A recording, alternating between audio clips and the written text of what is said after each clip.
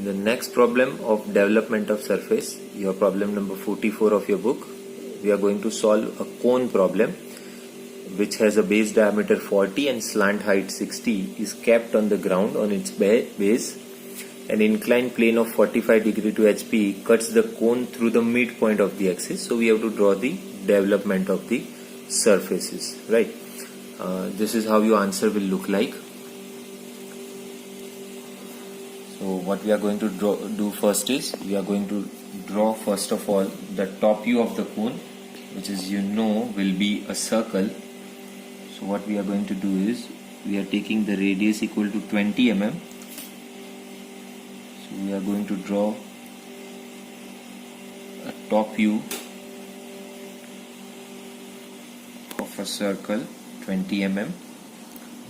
Of a cone, that will be a circle of a 20 mm side.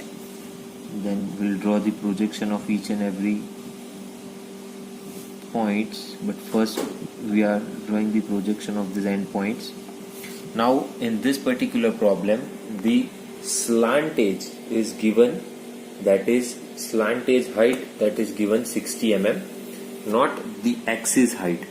So this slant height is 60 mm, not the axis height. So what we are going to do is, the 60 mm height is given, so we are measuring this 60 mm on the compass, and from any of these 2 points, we are going to draw an arc on a center line. So that's how we get the apex. Say for an example O dash. Now we are joining this O point.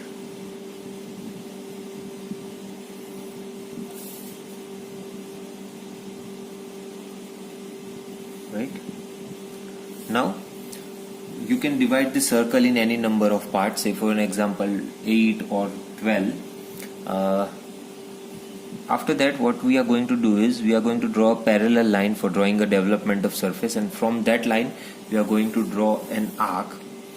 Now in the case of a cone, we don't know the length of this particular arc. So what we are going to do is, we are going to find an angle with the equation that is equal to theta is equal to small r by capital R multiplied by 360 degree. Now in this case, the radius of this circle is r, and the length of this slant height is called as capital R. So we have this length equal to 20, this is equal to 60, and 360 degree. So we are getting 120 degree. So you can divide the circle in either 12 number of parts, 120 divided by 12, that is equal to 10, or you can divide it 120 degree divided by 8 parts, that will give you 15 degree. So we are going to draw 8 parts of 15 degree for the curvature. So now I have to divide this circle in 8 number of parts. So I am dividing the circle in 8 number of parts like this.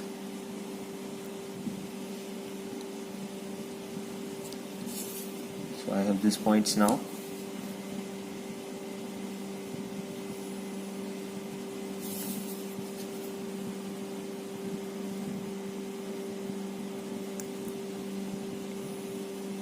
I can number it 1, 2, 3, 4, 5, 6, 7 and 8, drawing the projection of all the points in upward direction.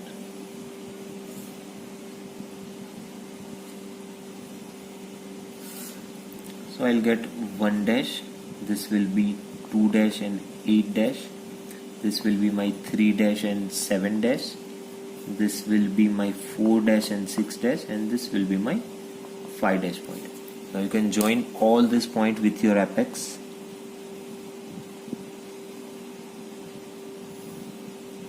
With a lighter line. Now what is happening in our case is, some inclined plane is bisecting the axis. So let me find the angle first. It is cut a cone through the midpoint of the axis. So it is about 56 mm. So we have a midpoint at 28. 28. We are going to draw an angle of 45 degree. So we have this 45 degree angle now. So this 45 degree angle is an intersection line. So let me draw it with some other color pen.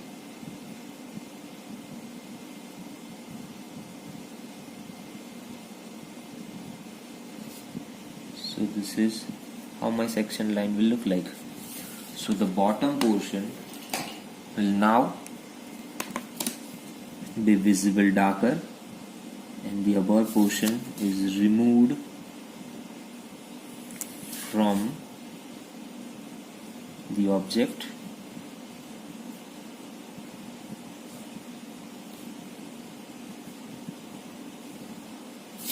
So this is how after cutting my object will look like. Now I have to draw the development of surface for this particular thing.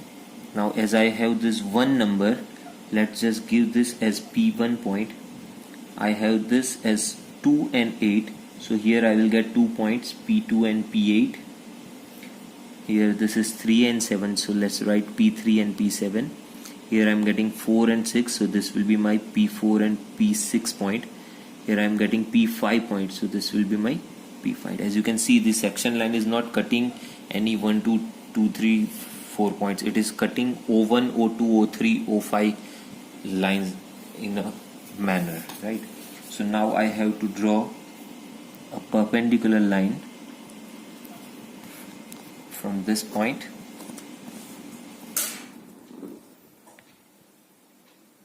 So this is how I can draw a perpendicular line. From that particular line I have to draw a parallel line from each and every point, but first we'll measure the angles so that it will be easier. So this will be my O point and this will be my one number of point. And you can give numbers in any direction, starting from 1, 2, 3 here, from 1, 2, 3 here, 1, 2, 3 here. You can name it as any manner, right? So now I have to measure the angle of theta is equal to 120 degree. So from this O point I have to measure 120 degree angle. So 90, 100, 120. So here I will getting 120 degree in this manner. So this is how my theta becomes 120 degree. Now what I have to do is take O as a center, taking O as a center and O1 as my radius, O21 as my radius. I have to draw a curve, right? Now if I have divided this circle in 12 number of parts, I have to divide this 120 degree in 12 number of parts, but I have divided this circle in 8 number of parts, and that's why I have to divide this angle in 8 number of parts. So 120 divided by 8, so 15 degree each. So starting from 0, 15, 30, 45, 60 and so on.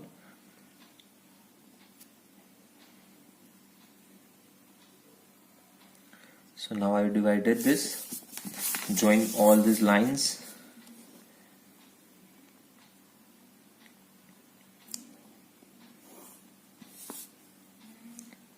Join initially the lighter lines.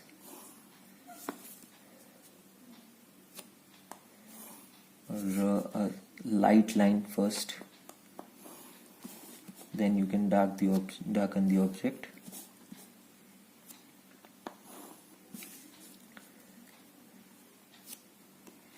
Likewise, right? You can name it 1, 2, 3, 4, 5, 6, 7, 8 and again 1. Now from each and every P points you have to draw a horizontal line up to your O1 line.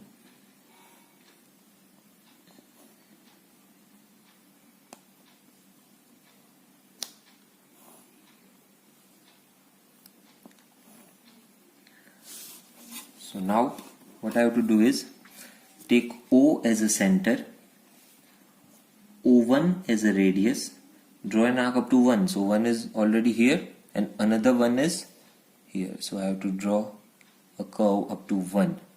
So this is how my O1. So I'll get 2 points. This will be my P1 point and this will be my P1 point, right? After that, for 2 and 8, so from O to this much equal to your radius, the horizontal line from P2 and P8 up to the line of 1. So this P2 will extend it up to 2 and it will be extended up to 8. So I'll get another 2 points. This will be my P8 point and this will be my P2 point. For 3 and 7, again extend the radius up to the horizontal line of point 3 and 7. Now you have to rotate it.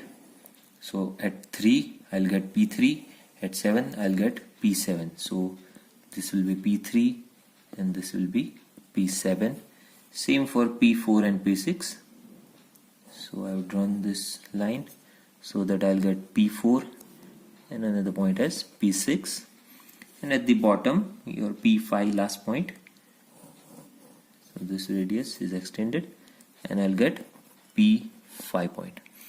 After that you have to join all this point with a smooth curve. Now as it is a circular object or conical object, the points will be joined in a circular manner, not by a straight lines. So if I am joining this, let's just draw with a smooth curve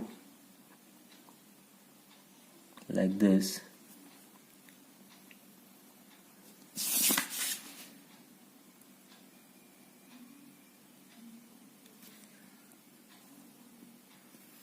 Right, and as you have already drawn this circle, you have to draw this circle with the help of your circle only.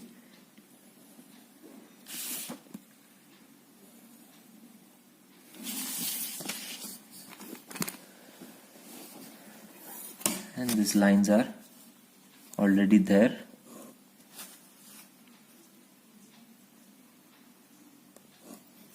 You can make it light also, no need to darken each and every line, but this should be visible properly.